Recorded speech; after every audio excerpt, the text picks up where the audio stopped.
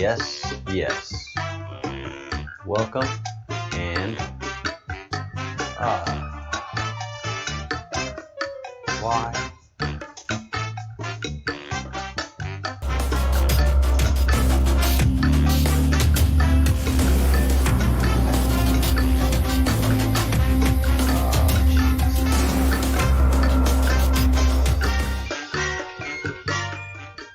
So Windows 10 has come out with a new update, and it's just messing with everything and everybody. It's not just me. So if you hear some weird stuff in the background, just yell at me. I can't keep an eye on everything. But this recent Windows update with the new fancy stuff they've just added is causing havoc on multimedia platforms. Good morning, one and all. How are you this morning? Make sure everything is ready. It's a mad scramble every time to get on the air. I hope everybody is doing good this morning. And it wasn't you, Nicola, it was me. Right 5 minutes before I came on the air, my internet went down. Fantastic. And my COVID haircut, which I get to get fixed today, is just wild hair. And wild hair on a 50-year-old man is just not a pleasant sight. So good morning, everyone. Can you hear me okay? How does it sound? Anything weird playing in the background? We got a lot to go over. We've got a lot of work to do, man. Holy begonias. The activity around the sun, the UFO activity, is just tremendous. Wage keeps trying to explain it away, but the stuff that we're seeing coming into and out of the sun. Good morning, Joshua. Is honestly inexplicable. It really, really is inexplicable. Hold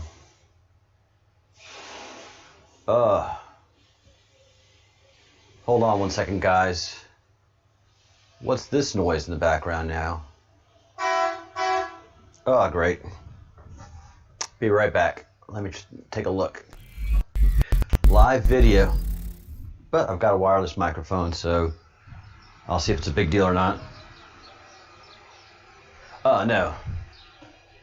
It's just the natural gas truck doing his thing. So we'll hear some beeps, but it's not a construction activity going on, which would just absolutely destroy everything, sound-wise. So yeah, we've got a lot going on, and most of it starts with wage and the UFO activity. The Schumann had a huge spike, so if you haven't checked out the Schumann yet, go check it out. If you can't find the Schumann website, then go to Wages World and watch his video.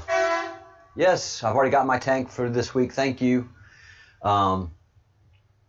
Yes, we have natural gas tanks here in my little village of Spain. We're not hooked up to a system, and I like that. I like as much independence as possible. You know, am I a prepper? Heck yeah, I'm a prepper. Always be a prepper. Be smart. Yeah, exciting times there, and also the UFO activity around the sun. It's just undeniable now, and it's inexplicable. But first, let's take a look at Comet Neowise. This is a comet that got our attention. That's really how where all this started, was Comet Atlas, Comet Swan, Comet Neowise, and as Partha says, comets have always been the messengers. Sometimes they bring good news, often they brought bad news. How's 2020 going? I know. And we're not finished with Comet Atlas. I have some stuff that I did 3 months ago that I want to look at with you guys again, and that's when the comet broke apart, and actually Igor at Against the Grain caught this. He didn't make a big deal out of it. He should have.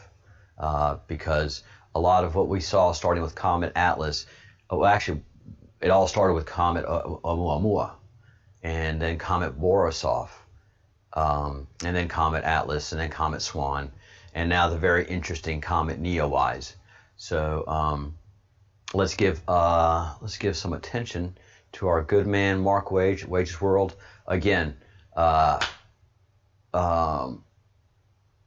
Schumann had a big old spike that went on for hours, and what Mark calls the OG spikes. So there's just so much activity on the Schumann that it's impressive, and Mark does the analysis, so he should get the traffic. So if you haven't, if you want to see what's going on with the Schumann, go to Wage's World and give him a like, give him a comment, and also give him that traffic. But here is Comet Neowise, and I'm going to let Mark do some talking while I do some drinking of some coffee. Back and fling it back on out, and it'll keep doing that orbit. Okay, and that's how we know, like with Hale-Bopp and Halley's Comet and stuff, that's how we know when to look for this stuff, because it's in that same orbit all the time, just like we are around the sun. So anyway, there's that. Now, there's going to be some discussion about this for at least up until after the 4th of July, because I think it's going to be pretty visible from what I understand.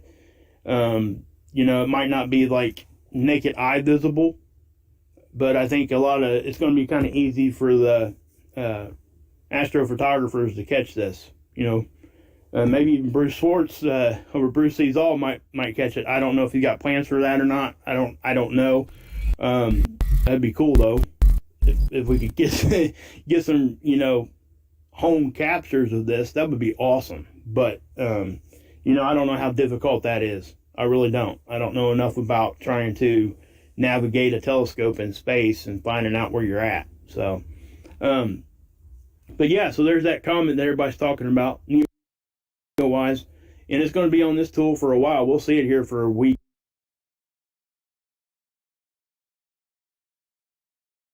All right, and to give you some perspective, I mean, the sun is quite massive, and the that comet indicator is incredibly impressive.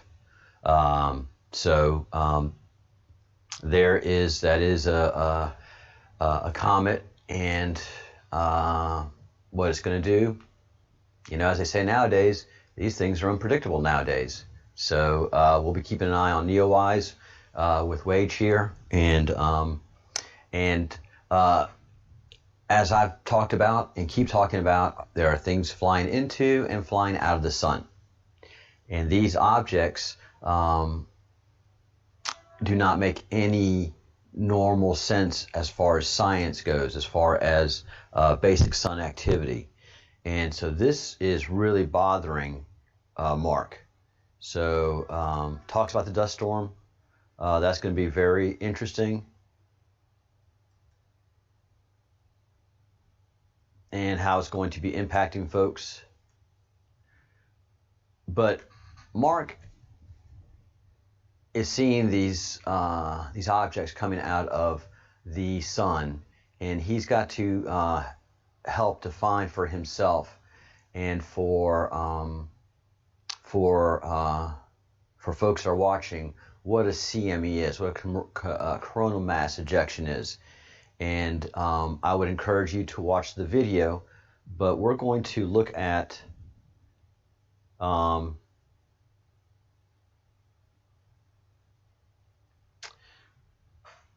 what the written definition of a coronal mass ejection is.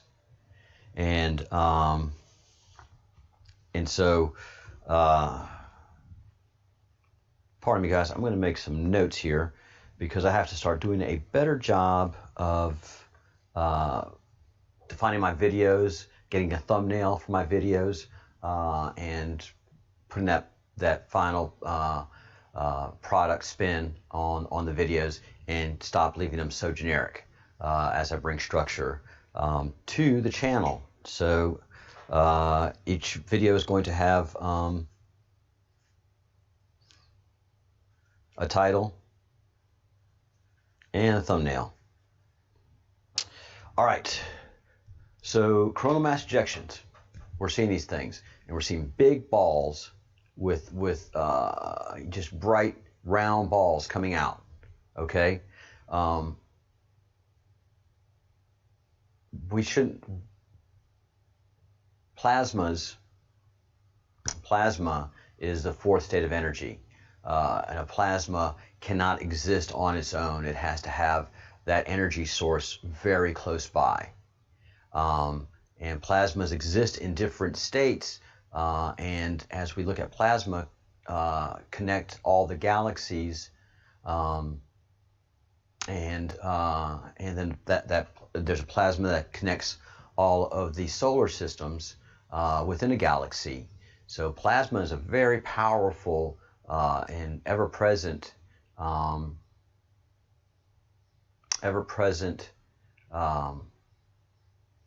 energy around the universe. But plasma balls, like we've been seeing coming out of the sun, that's not that's not a thing. You know, it's not something that we can generate in the lab, even if it's in the vacuum of space. And for something to leave the intense gravity of the sun has to be just impressive, because the sun has the strongest gravity in our solar system. That's what anchors all of our planets as we go around the sun. And we've got some heavy, heavy, heavy planets. So the sun has to be so denser and so much heavier. So these objects that keep escaping the sun have to have a source of energy that is just incredible. All right? So coronal mass ejection, noun, astronomy, an event in which a large cloud of energetic and highly magnetized plasma erupts from the solar corona into space, causing radio and magnetic disturbances on the Earth. Auroras typically occur when solar flares and coronal mass ejections disturb and distort the magnetic sphere. That's just like saying comets are made of ice. This is not reproducible in a lab. The electric sun model that I talk about, that Partha and I talk about, that's real, that happens, that's fine. But this nonsense is just that, it's nonsense. Solar flares just come up from the surface of the sun and go right back down. They don't do anything. A cloud of energetic and highly magnetized plasma erupts from the solar corona into space. The corona doesn't have the ability to generate that.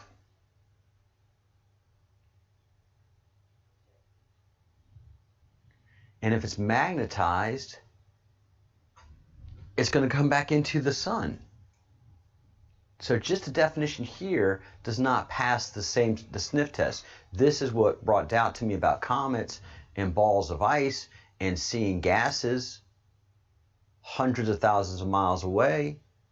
It's just mathematically impossible. It doesn't make any sense.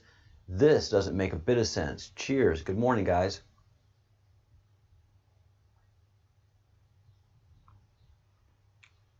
So that's one definition.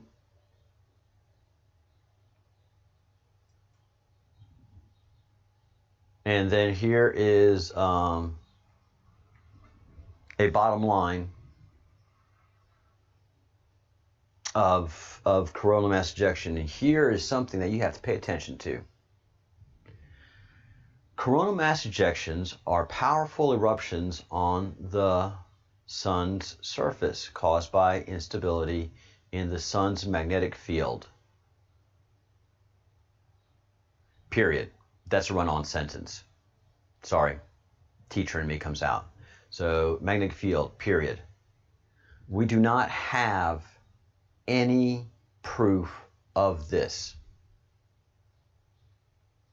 This statement is completely fabricated and a fairy tale. There's just no proof of an eruption on the sun's surface causing instabilities in the magnetic field. There's just no proof of that. And I'm ready to go to war on that one. All right, period. Capital T, they can launch 1 billion tons of superheated gas into space at over 1 million miles per hour.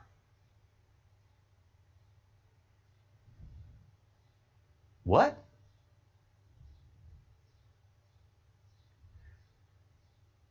Billions of tons of gas. You know, plasma does have weight. And plasma shouldn't be considered a gas. It's a state of energy. And it has to be connected to its filaments, to whatever it is, to be able to be in its state. If it's not connected to a highly energetic, a high producing energy source, well, then it dissipates. It just dissipates. Plasma cannot exist independently. It has to be connected directly to a high source of energy.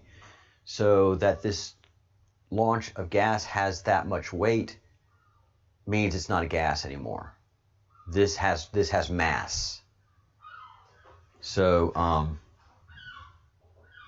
while most drift harmlessly across the solar system, occasionally one is aimed at the Earth. Aimed. How does an instability caused by a magnetic field get aimed to the Earth? So all of this is suspect to me.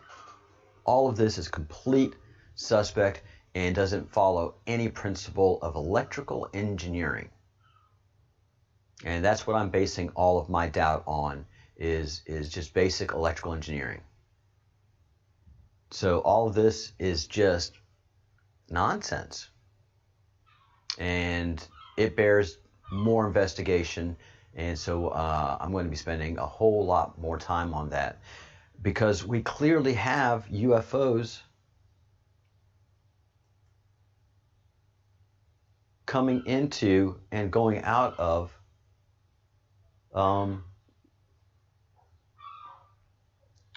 the sun. These coronal mass ejections make no sense as far as electrical engineering goes. And when they say it comes from the surface of the sun, remember, the surface of the sun is roughly 6,000 degrees Kelvin. The corona of the sun, which is far away from the surface of the sun, give perspective. My head, let's say my head is the surface of the sun, and here's the corona, and it's 1 million degrees Kelvin. 6,000 degrees Kelvin, the surface of the sun, 1 million degrees Kelvin, the corona. And so the corona doesn't have anything to give off billions of tons of gas. There's no source of that. And it doesn't pass the sniff test of basic electrical engineering, especially when it has to do with magnetism, the surface of the sun, and the corona. But the sun just keeps ejecting these huge, massive spheres. So let's take a look at this massive sphere ejection and a couple of what Wage calls sun divers. And in the beginning of the broadcast, we saw what a comet looks like and how a comet reflects on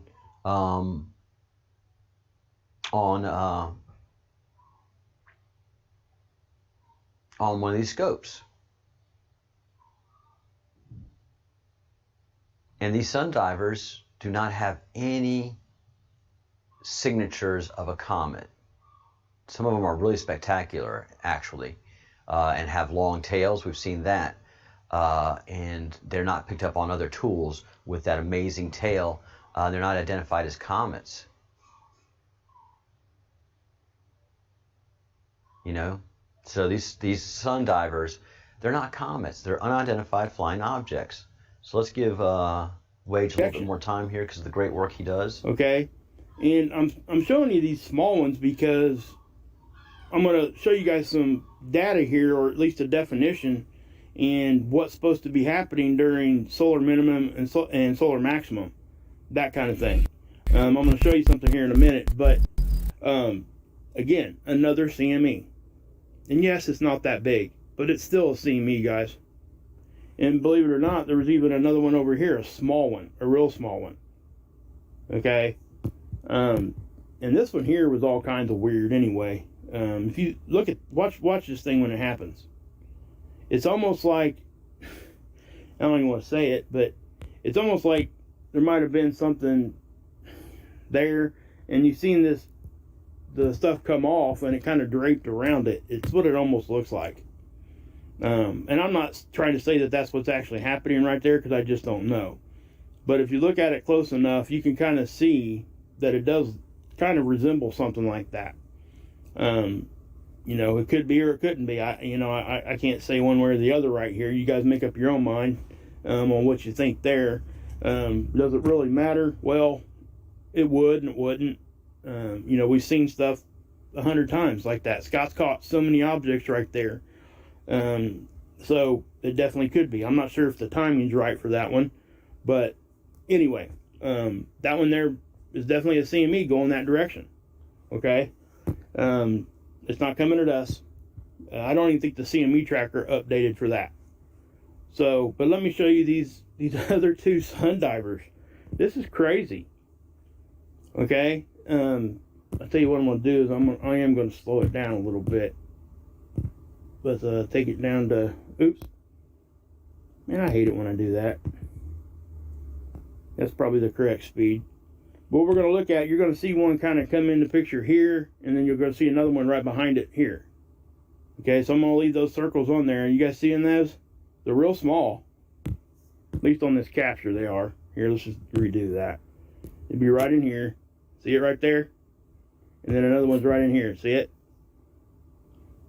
Now, you know, that makes like 6 sun divers in a week. I don't know that I've ever known that to happen.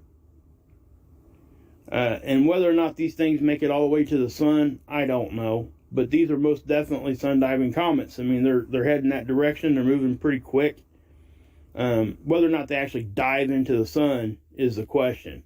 They do look like they're heading in that general direction. Okay? So take that for what it's worth. But there's 2 more right there. It blows my mind. But it just shows you that we're kind of in an active area right now, an active time, because we're seeing all this debris too, more debris than what we usually see on like a normal day. This isn't like extremely excessive, but it definitely is a little bit above average of what we see.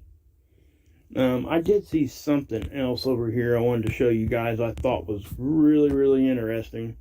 Let's see if I can't catch it. I'm not sure if it's on this day or the day before. It might have been the day before. Yeah, so let me go back a day and see if we can't see it. Man. Yeah, I'm not seeing it right now. I'm not going to waste time trying to find that for you guys. I don't want to.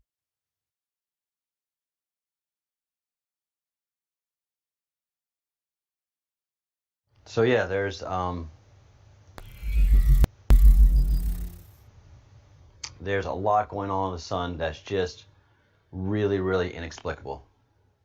And so I'm guessing this right here is a planet. I'm not sure which planet, but the things that fly across these satellites and these sun divers and these things coming out of the sun, Basic science is not able to explain them.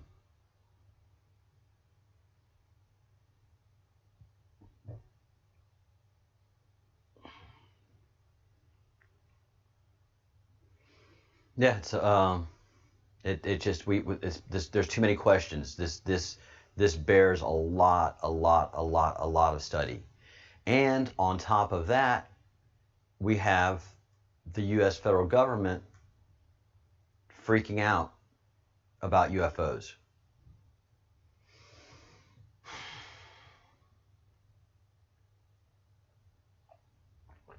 So, if it quacks like a duck, got feathers like a duck, waddles like a duck, you probably got yourself a UFO. And we have a lot of UFOs.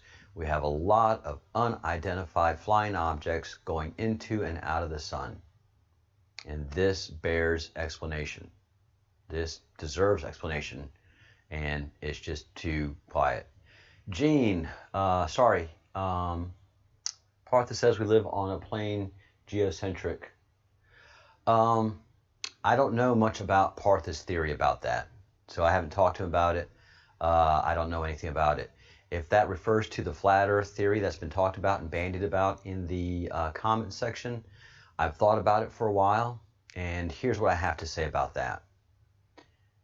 And the things that I have to say make great sense. I think the people that have a different viewpoint of mine would have to do a lot of explaining away through magics and portals to be able to counter what my thought is on this. There are numerous sailboats, ships at sea, both very, very, very ancient and currently, that circumnavigate the globe, that go around the globe. And there are airplanes that travel every day from east to west and north to south, east to west. And several go very, very east, and some of them go very, very west. So just on transportation alone, I'm very comfortable with the idea that we live on a globe. The thing that I keep hearing a lot is take a basketball, pour water on it, what happens? Well, yes, that's true. Now, give water the ability to have gravity, and gravity is something that is producible by objects of high density and heavy mass. Those things create gravity. So if the ball had gravity and you brought water to it, then that water would stay. But you have to not only give it gravity, but an atmosphere to stay within, and then suspend it in a vacuum.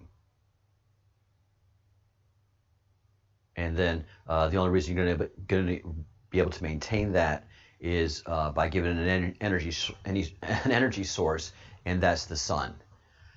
So yeah, I mean, you have to set up your science correctly to compare one to another.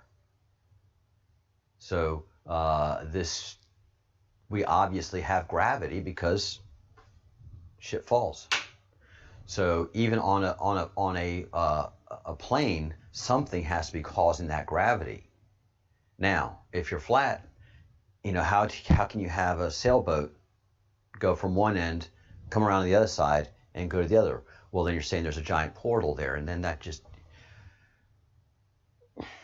you have to have a lot of proof for that. So as far as the theory goes, it's an excellent theory.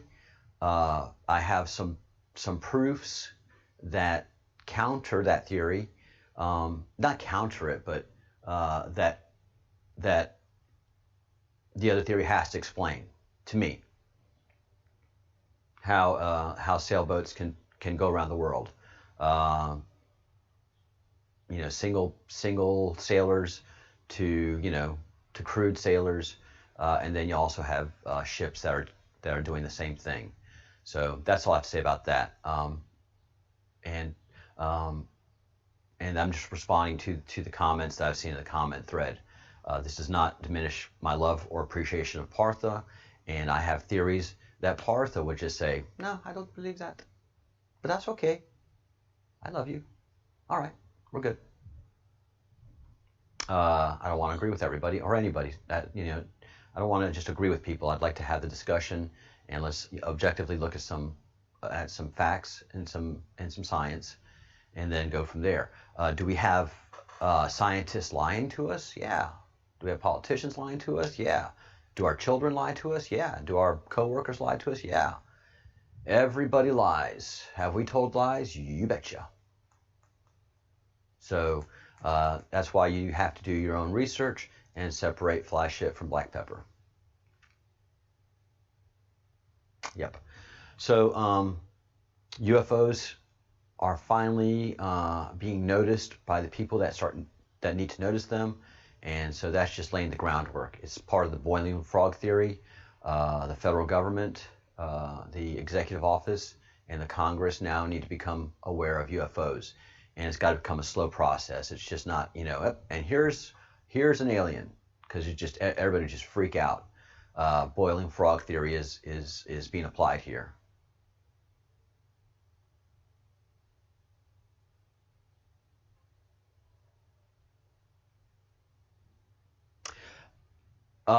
Yeah, Partha, we're going to disagree on that. I don't see that. It's quite a stretch for all those things to happen, that we live under a dome, and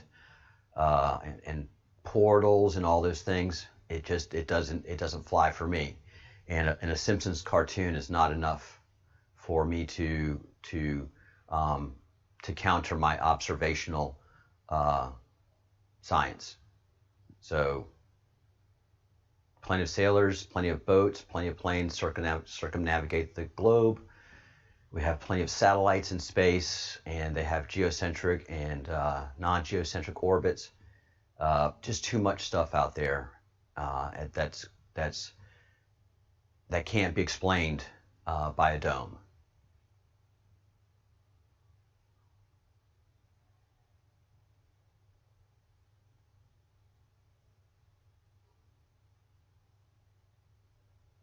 It's just there's not enough there for me to begin to even.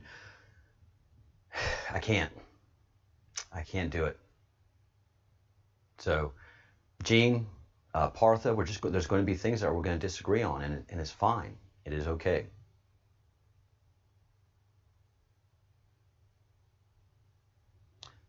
And really, frankly, this is so much more important to me than the globe versus the flat Earth. That just doesn't make a difference to my existence. I know I exist. I know I'm here.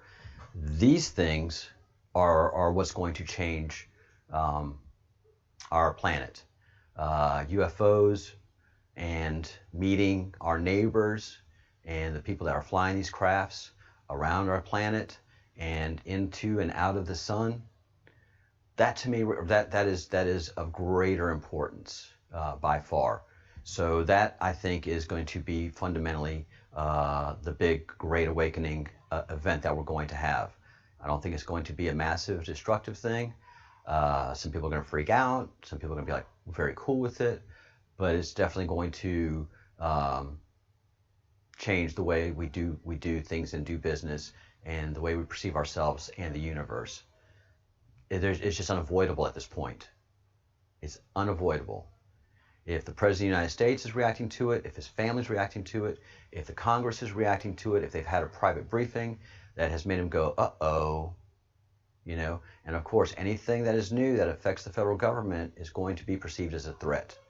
And so that is how the federal government is moving right now. To quote Senator Rubio,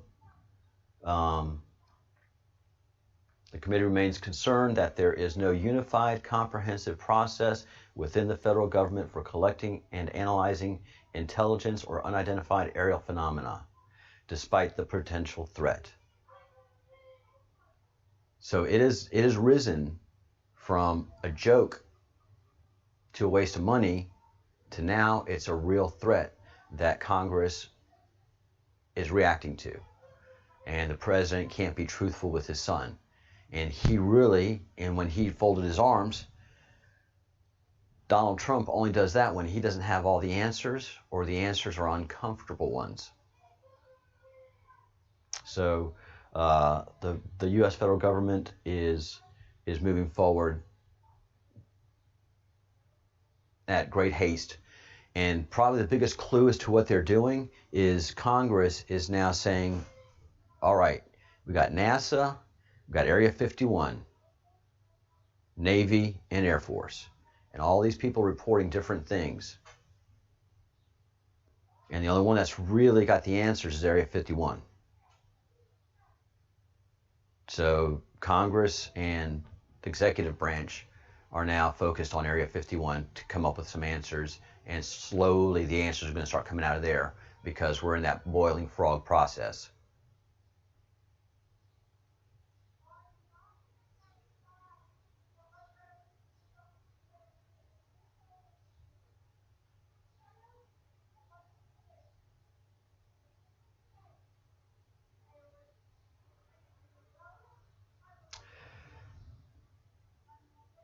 Gene, you're executing your personal bias by making that very strong statement. Charles, then you know where UFOs come from when you understand geocentric. You're applying your personal bias, Gene. You don't know, you're not hearing what I'm thinking clearly. And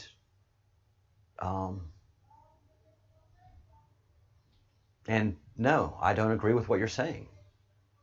What I'm seeing and saying is that the sun, which is a large object in space, is a portal.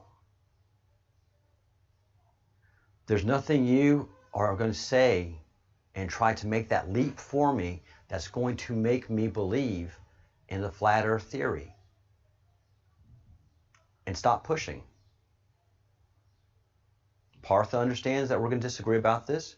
And great thinkers who make great thoughts understand that people are not going to agree with them. And we're not going to ruin a friendship or a relationship out of a very insignificant matter. So people that push us like that want to make us agree on things that we don't agree on, they're trying to make two magnets that are in comfortable relationship with each other. I'm in my sphere, Partha's in his, Angel's in his, you're in yours. And then when you try to push us together,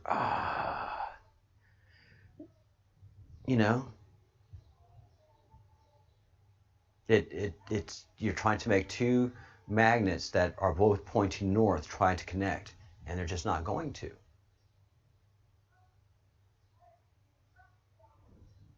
And frankly, it makes no difference.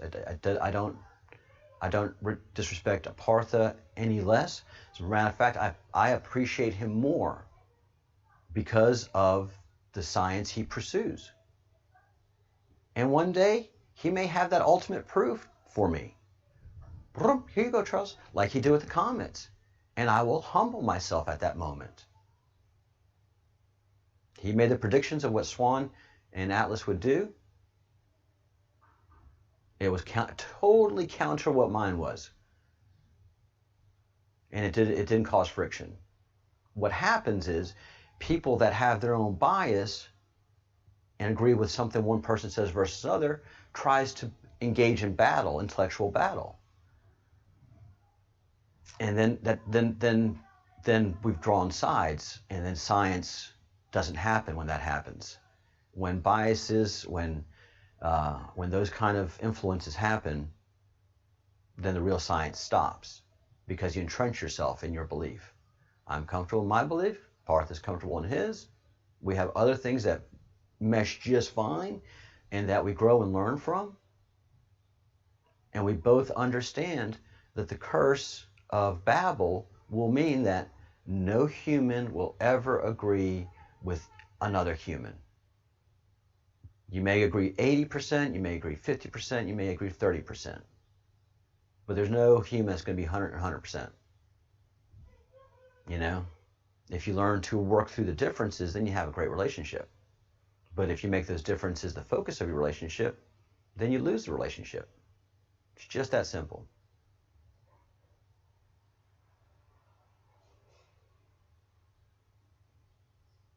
Gene, again, I understand all of the explanations that the flat earth theory tries to make. You're not going to give me an argument. What moves me are video, pictures, and audio.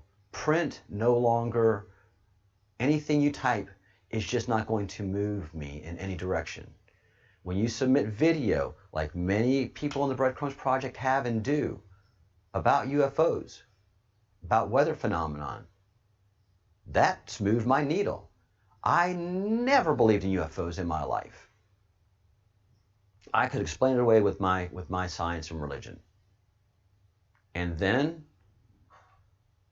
the unexplainable video started to happen. And that got 20% of my attention, 25%. I'm like, what's up with these go fast? What's up with these videos? What's up with these pilots? And then pilots started talking. And I'm like, ooh. And then I moved to 40%. Because the pilots that were talking about what they saw, these are Navy pilots. These are Navy training pilots. These are commanders. That's the highest rank you can get and be a pilot. So you're a sober leader. And they're saying, yeah, not only did that crew capture that, what you're seeing, with their flare, their forward-looking infrared radar, but I was watching it with my own eyes. And this is a man who's putting his career and his reputation, which is everything in the military, quite frankly. Your career and your reputation is everything. Either you're proud of it or you got something to be embarrassed about. But it's not just him, it's just a bunch of people saying that, A, stuff doesn't fly like we see those things fly. B, we ain't got nothing in our arsenals that does that. Sorry.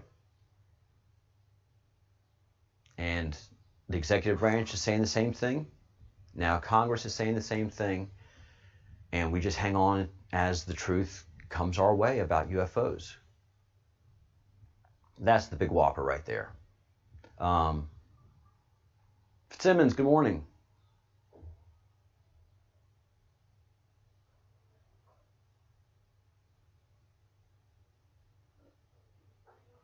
It is pretty flat in Kansas.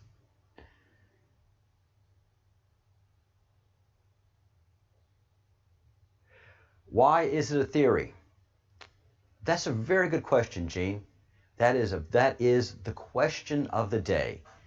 And that is what everybody should be asking themselves. Why is everything that people say are theories, theories? Because you have theories and you have laws in science. And we've lost that in the process of discussion, especially in science. Academic science has lost that whole concept. Theories are now being taught as laws, especially climate change and global warming. And then you have the real science, the people that have to make a living off of delivering science to customers. We call those people engineers and medical doctors, not PhDs. PhDs and masters in science, they just talk fantasy. Engineers and medical doctors, they have to deliver on the real science and what they know. So electrical engineers often are laughing at the stuff that comes out of academia, even as theories. A lot of the stuff that comes out of academia that's being taught in the classroom shouldn't even be a theory. Because with a theory, you have to have reproducible science. If you don't have reproducible science, it's not even a theory yet. It's just a thought. It's a conversation piece. So we have to remember how science is, guys and gals, and yes, guys and gals. There's nothing in between. It's conversation, and you have an ideas. Okay, let's say ideas. Everything in science is an idea, and then when you can have reproducible science, then you have a theory. And then when that reproducible science is reproduced by many, many scientists around the world, then it becomes a law.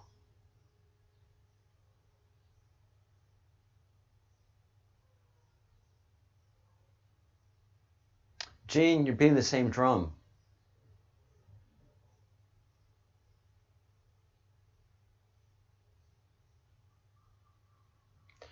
All right, 10 more minutes, and I got to wind things up because I got to get to work. I got to make some. I got to make the. Got to make the. Got to make the donuts. Time to make the donuts. Got to pay for all this stuff. All right. Any questions? Actually, I'm going to be. I need it a little bit earlier. Actually, 5 more minutes because I have to do this thumbnail and I have to do other things. Really don't have a chat monitor available. Nemesis and Epic, they're taking a break, so I'm not going to open up a chat, and unless there's demand for it, but I don't see a big demand for it. So we're not going to have a chat today. When the chat builds up again, then I'll open up a chat room. But otherwise, it will be the evening show and wind things up here. UFOs, huge. Nibiru, still coming our way without a doubt. And the Q. The Q has just been golden when it comes to all of this.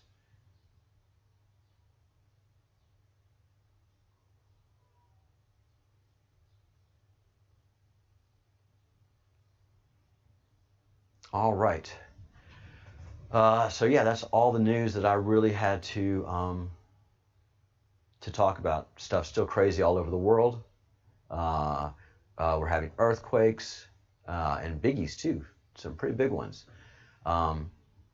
So we're monitoring that. We're monitoring the Lotus. We're monitoring the big melt in Serbia. There's just a lot of news happening around the world that's just not being reported, except here in the Breadcrumbs project. And we're going to very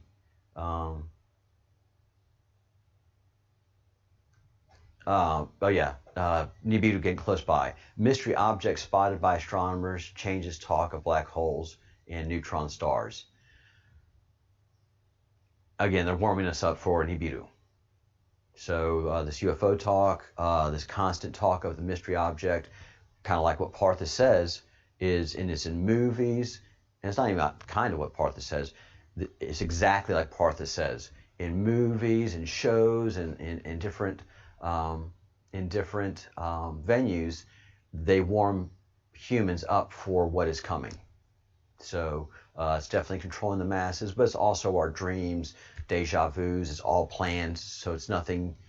It's not an uncontrolled event that would be like, oh my goodness, more and more. And again, it's Partha who gives me that calm. He's like, don't worry, this is all as it should be. And us being adventurers, intellectual adventurers, we want to catch God and the gods at their work, and they're like pretty good at what they do. So the only reason that we catch them at their work is because they let us.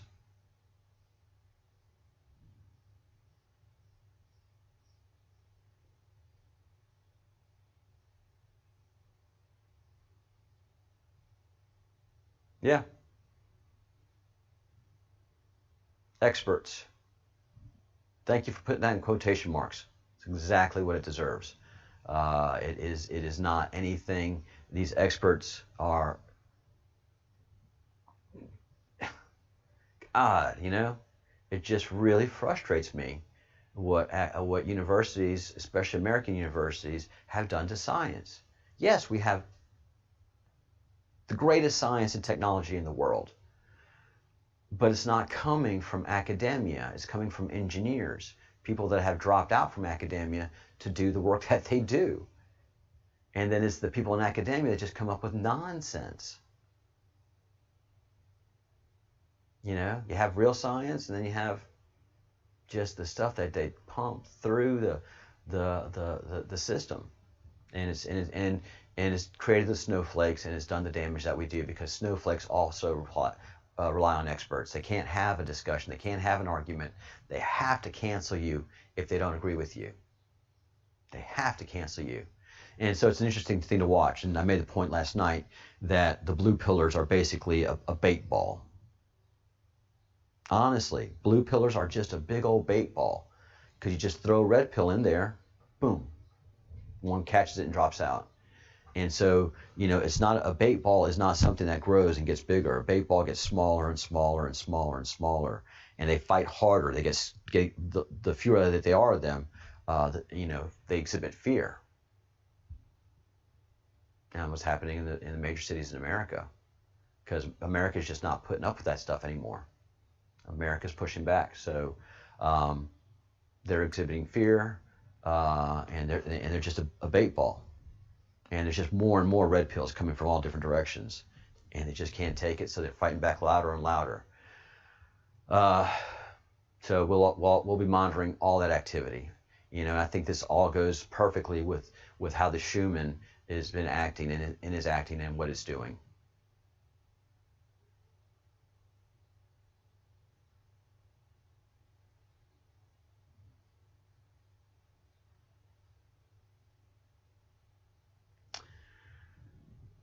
Gene, you're so focused on this one thing that you've missed what I've been doing in this whole project for the last 2.5 months. I include ancient science. That's why Partha is here. And Partha and I disagree on one thing so far, Gene.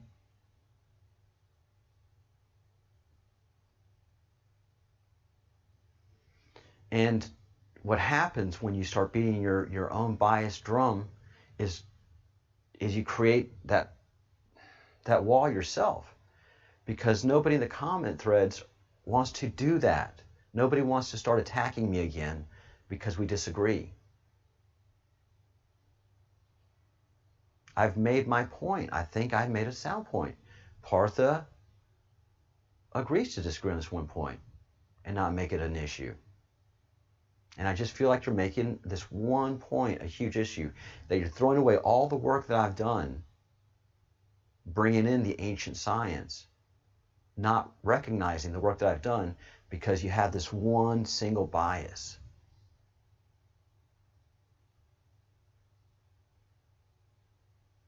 All right, guys. I guess it's pointless. Have a good evening or a good morning wherever you are in the world. Thank you for joining the Breadcrumbs Project. And yeah, that's how we are. All right. Hope everybody has a good morning. I've got work to do, so I will see y'all later.